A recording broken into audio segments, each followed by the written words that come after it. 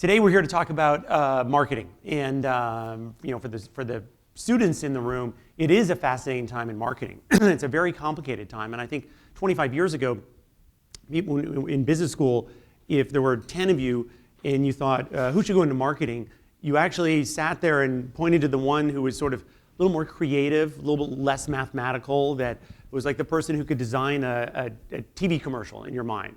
And that was sort of the stereotype of marketing at the time. And that has really evolved. Obviously, being creative is a good part, an important part of marketing, but now it's become increasingly quantitative and increasingly complex.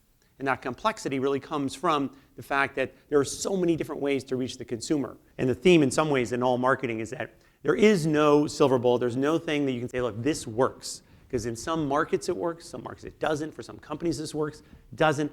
You have to just try a lot of things, see what works, measure the data, and make decisions.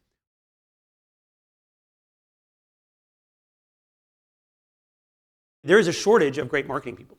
And if you call up a search firm, if I were here representing Spencer Stewart, you call them up and say, looking for a CMO, they will tell you, they will reduce your expectations right away. And they'll say, look, that's hard. It's hard to get great people. It's going to be difficult. There's a shortage because the skill sets have changed. And now you need to be able to be comfortable in all these different areas, and then new things happen.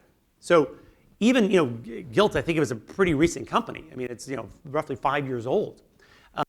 When we started, there was no mobile. The day we started, mobile didn't exist, and essentially Facebook, although it existed, it wasn't our consumers were not using it that much. Twitter literally didn't exist, and Pinterest didn't exist.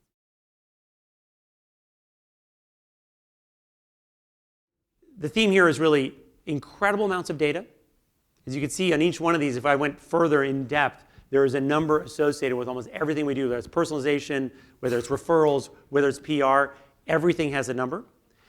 It has to be buttresses by the brand, so they make sure that there are things we turn down every single day because it's not brand appropriate.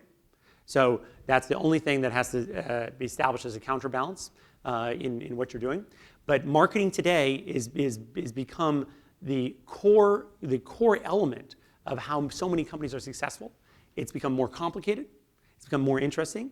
And so I'm glad you're here today learning all about it. And when you figure it out, explain it to me, and we'll do great things together.